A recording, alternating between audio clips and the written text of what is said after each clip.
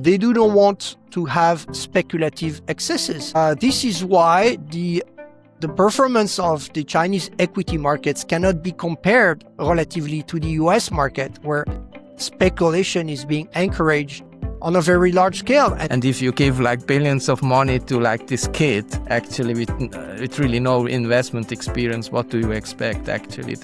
He blow out on the leverage. What we're seeing as well is something which is, I think, very concerning, is the FinTech bank Revolut using his retail base to provide an exit facility for private credit. Data tricks, sorry guys, don't work on old credit guys like ourselves, because we've seen it before. We know how it works.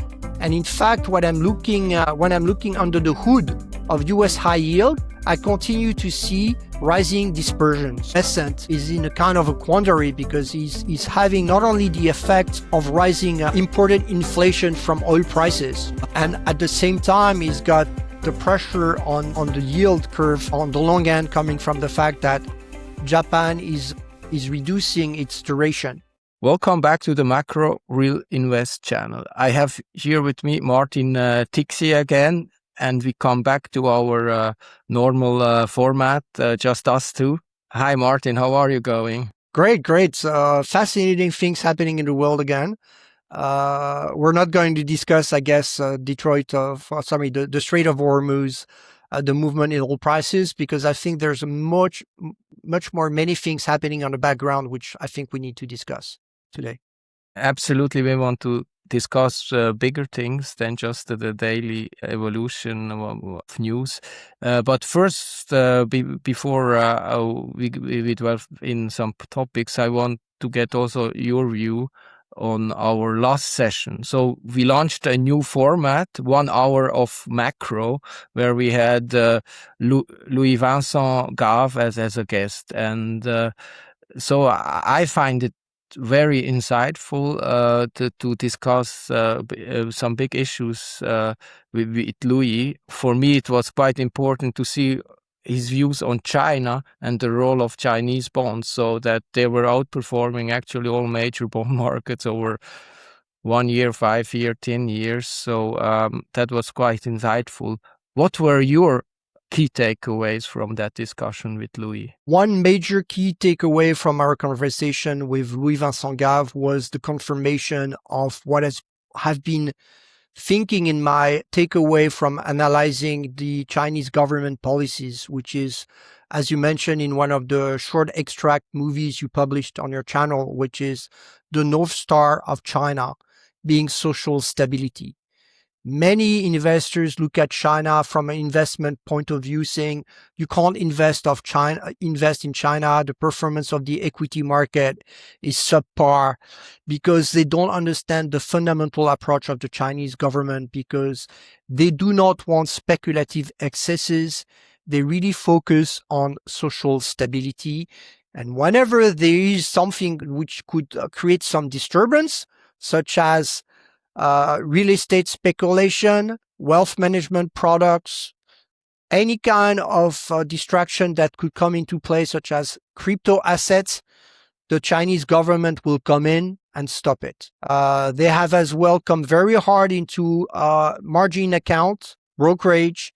They do not want to have speculative excesses. This is why the performance of the Chinese equity markets cannot be compared relatively to the US market, where speculation is being encouraged on a very large scale. And we've seen it as well very recently with the explosion of the supposed hedge fund Situational Awareness. Which was who blew absolutely, up, absolutely. It's another sign of out of control speculation. The fund was a very high leverage beta play, and it got wiped out. And in a country like China, they do want to see this kind of disturbance on their market. Mm-hmm. This is the takeaway I had from Louis-Vincent Gave, about the fact that China really cares about one thing, is social stability. No, absolutely. And probably the psychological mindset is different. So we are now used to the US president who tries to pump market and then do insider trading before. And like the Chinese have more a longer term approach. There is, of course, there's also corruption there as well, but it's not this mindset, what we have seeing, and really this breakdown of ethics, of integrity, or was it a breakdown or not?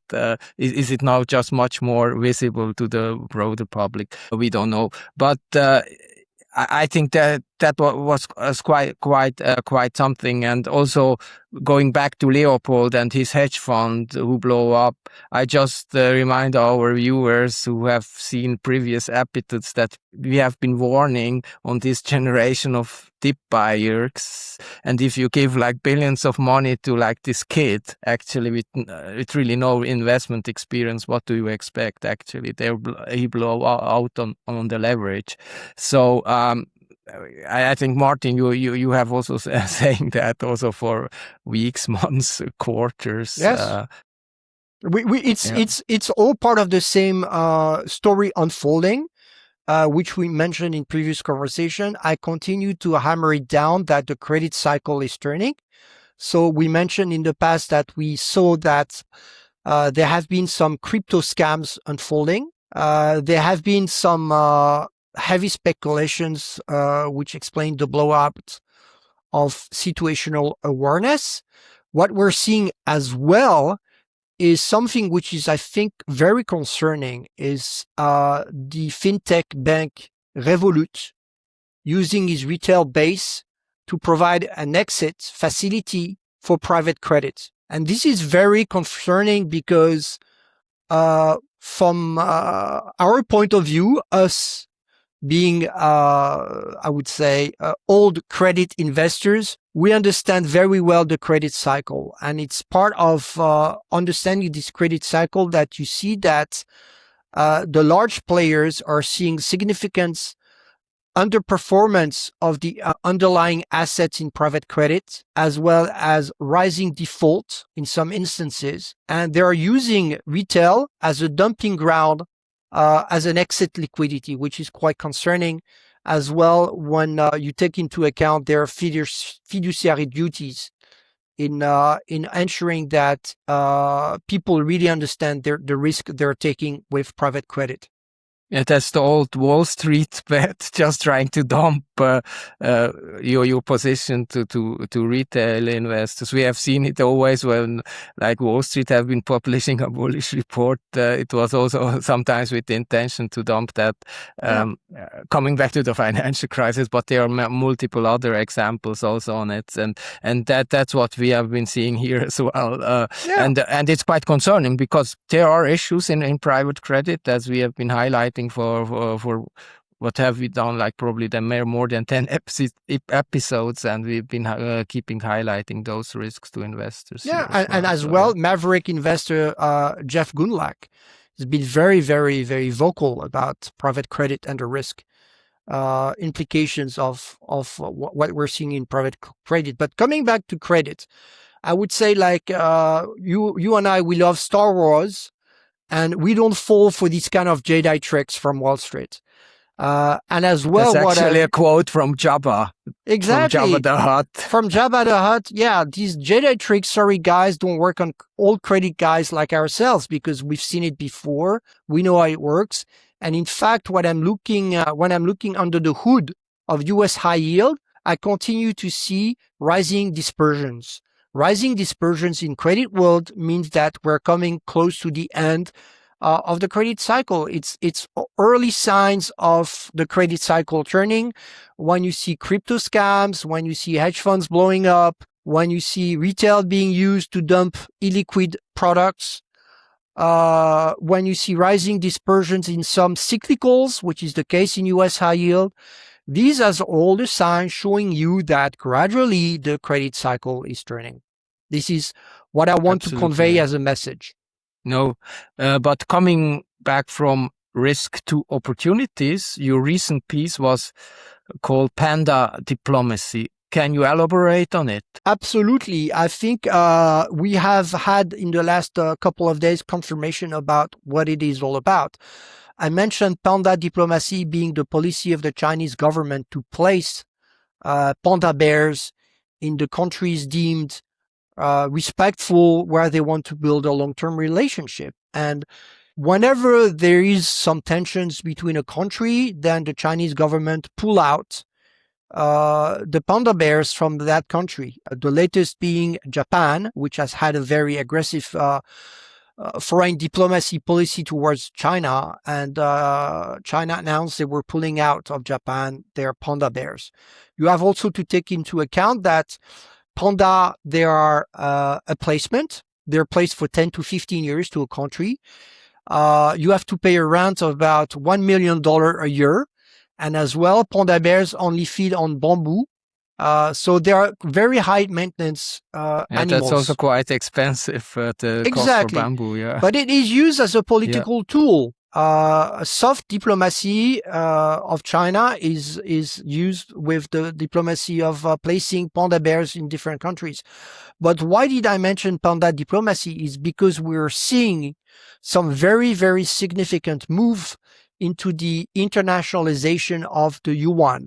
You mentioned the performance of Chinese bonds, which have been advocated by Louis-Vincent Gave for many years at Gave Cal as a fantastic tool in terms of bond allocation. But what we're seeing right now, you had the first announcement in the next 5-year plan of the Chinese government that they want further internationalization of the yuan. And on top of that, it was announced that Deutsche Bank will become the first European bank allowed to clear RMB. So that's a very big sign. I need to jump in and give you some flowers, because the announcement came even today, and your blog has been published like a week ago. Or yes. So you were on spot, and actually you didn't subscribe to some kind of Trump insider type of pre-information that's you came up actually with the idea on top of your head, and it's interesting because that was also the topic of our blog a bit with Louis, of our podcast. But you were really prescient on that. So I think what is very important is to be humble and trying to learn how to read the tea leaves. And as such, we're seeing a growing appetite for panda bonds. You have like Brazil just announced that they're going to be doing a very large placement in yuan. So it's a growing trend. And that's why it's so important to focus on some kind of rearrangement of the financial order. And you see it by the evolution of the plumbing of the financial system. And the internationalization of the yuan, the placement of the yuan, really shows you what is going on. Now, a question that some people might ask, which could be valid, and I don't have the answer for it, is like, is yuan going to become the next carry trade? Because when we look at the yield of the 10-year of China, we're close to 168%, which is very low. You might be wondering that if indeed you have some internationalization of the yuan, it might become somewhat some kind of a carry trade, some kind of asset you want to have as reserve somewhat. Do you see there more potential also for retail clients in future to go into Chinese bonds now? I think first you're going to see the big players coming in because it's a way of diversifying the pool of assets with some much more stability, because we've seen like the big trend for the D7 bond space is rising yield and rising term premium on top of rising oil prices. Whereas you're seeing two things with the Panda bonds, the Chinese market. We've seen two things since the beginning of the year. We've seen a continuation of falling yields on Chinese bonds. As well, you've seen appreciation of the yuan. currency-wise, relative to the US dollar. So you have these two trends happening at the same time. You have Deutsche Bank announcing that they will be clearing RMB. So you are really seeing the rise of a competing system to the US dollar domination, which I think it is part of the unfolding of multipolar world, which is happening. Absolutely. And turning from China to Japan, there is also some news in Japan. So we got an intervention by the US, which was uncoordinated. They were selling actually European bonds and buying Japanese yen with their reserves, which made ECB not so very happy. So how do you see now the situation in Japan? So yes, Japan is a very interesting story because people have been so bearish on Japan for many years, looking at the currency tanking, being all about doom and gloom, saying, okay, look at the level of debt, 240% to GDP. It's a disaster. It's a fly looking for a windscreen. I don't buy this narrative at all for various reasons, which I'm going to put forward. You need to look at the facts. You need to look at first thing that there's a big difference between the stock and the flows. That's the first thing you need to understand when you look at macroeconomics. You need to understand the difference between gross debt and net debt. You need to understand the shape of the yield curve. When I look at the Japanese yield curve, I don't see an inverted yield curve. I see a healthy yield curve. So for me, the yield curve is telling different story for the people who are deeply negative on Japan, which I'm not. And there is also the holding of Japanese bonds. So most of it is held domestically, Absolutely. which is probably also a factor, because we have seen in like a currency crisis in the past, which was not the case. Like in the Asian crisis, it was actually foreign currency debt that triggered a chaos, and not vice versa. So. Yes. Also, you have to take into account that you have a current account surplus of 5% of GDP, which is huge. Japan is the largest creditor of the world. You have to take into account a note which was published by Japan Macro Advisors, which is very interesting because it shows you that all the bond losses have been offset by the holdings in equities via ETF from the Bank of Japan.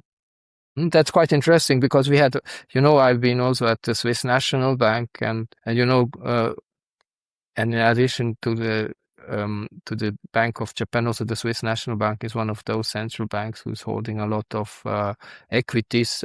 In contrast to Japan, the Swiss they're holding more US tech stocks and a lot of foreign currencies, because there's a foreign currency reserve. But that's quite important, so that and I also read this excellent blog article by him, which shows that actually, due to the portfolio effect, actually the whole quantitative tightening has been such a problem to the balance sheet.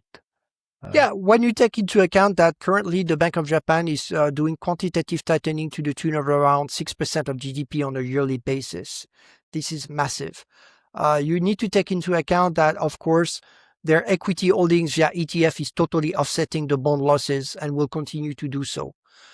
So that's a really big mitigating factor. So in fact, the central bankers of the Bank of Japan have been very sharp in managing their book, in managing the balance sheet of the Bank of Japan. So people are extremely deeply negative on the Japan, saying, looking at the level of the debt of Japan on a gross basis relative to GDP, but that's not the whole story. You need to look at the yield curve. You need to look at the flows, as you mentioned, like the ETF flows.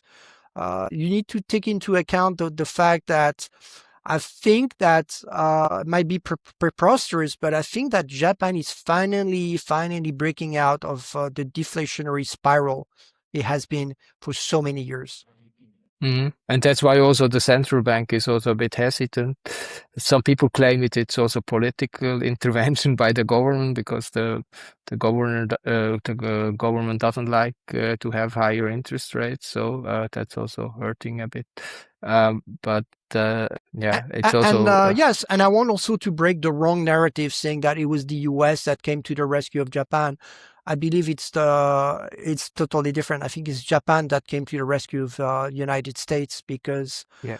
without the federal bank selling euros, Japan would have continued to continue what they've been doing, which means selling duration and buying the treasury bills, which is creating some very big mess on the US yield curve, because it's accelerating the steepening of the US yield curve. Absolutely. We have also the chart which will show to our viewers as well on what you have been highlighting, the close correlation of US 10-year bond yields and the Japanese yen exchange rate to the US dollar. Absolutely. And I think that's the bigger story is Japan selling duration, which is putting pressure on even additional pressure on the US yield curve.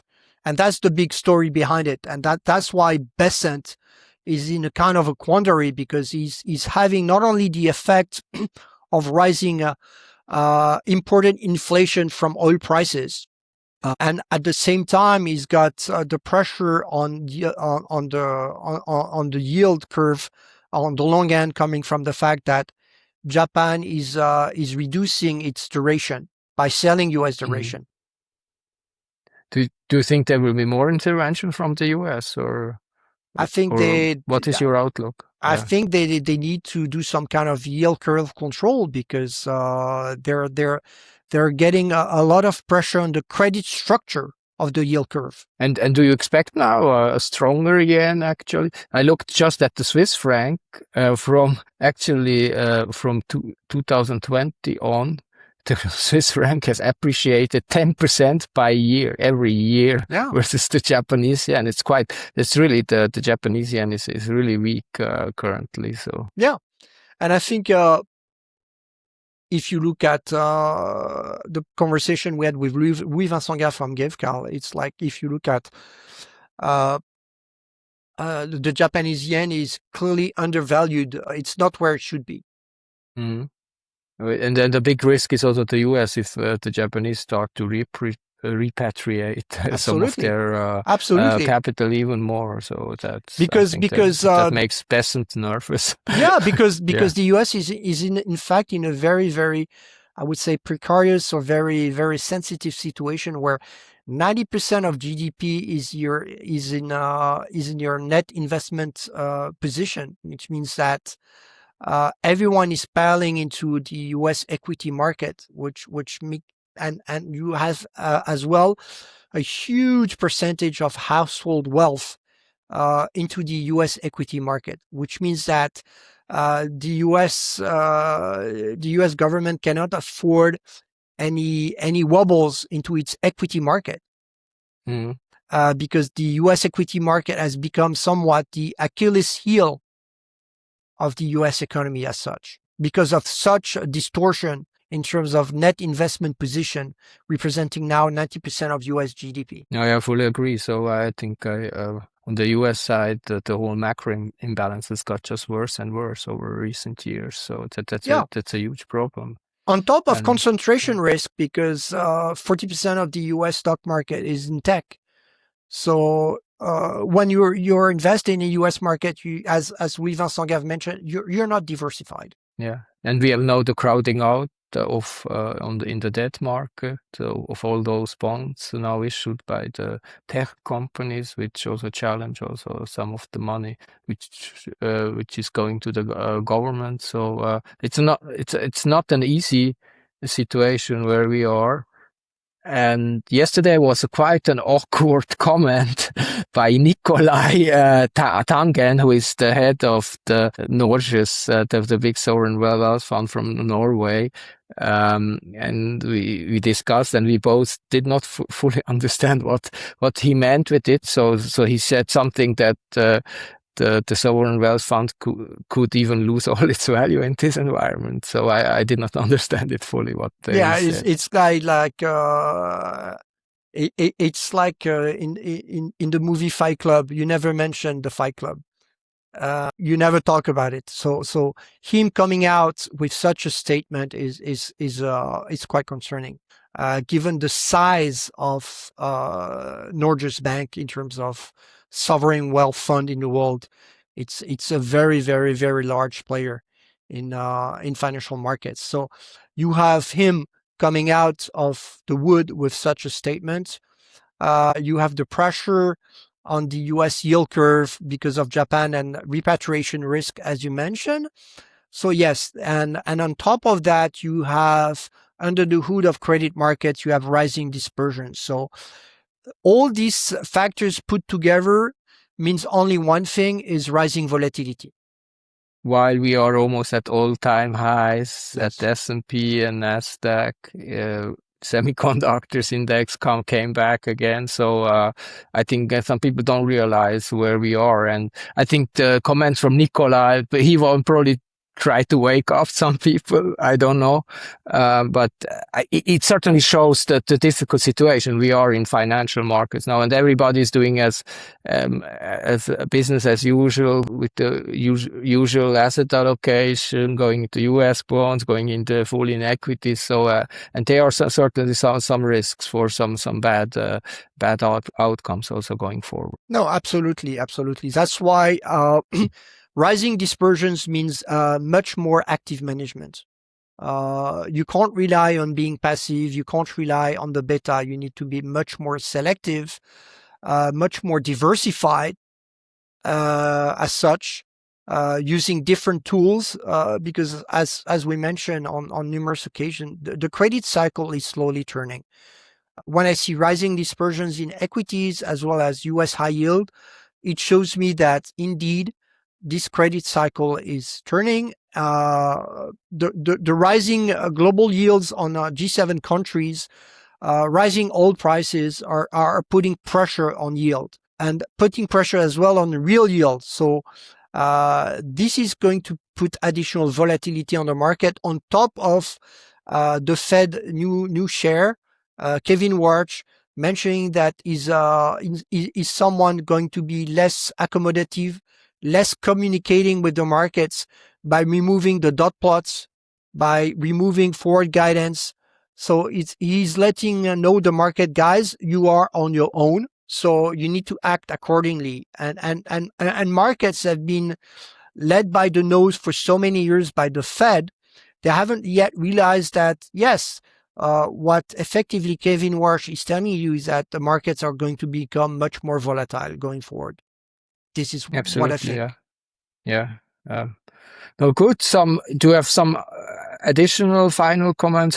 What should people do in such an environment? Going more full cash, or do you see, beside like China bonds we have mentioned, where do you see like opportunities going forward? Well, I would continue to be playing low duration when it comes to developed market for sure because of rising yields, rising duration risk. There's still some very good opportunities we mentioned in Brazil. For two reasons. You've got inflation under control.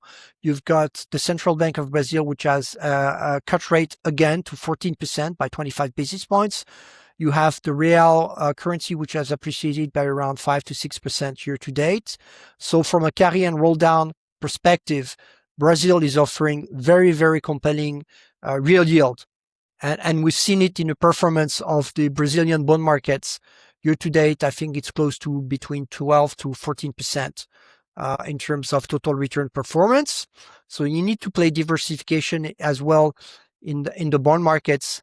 I would favor some specific emerging markets because of the capacity of having real positive yields.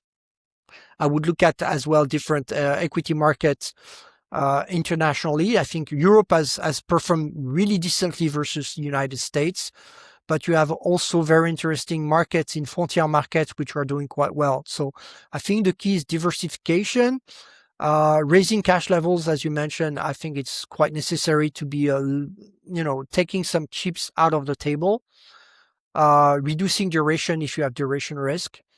and diversifying. Diversification is essential, I think, and being more active, of course. Absolutely. These are perfect final words. Thank you very much, Martin, for your time. No problem. And we do live in interesting times, so yes, things are very interesting right now, for sure.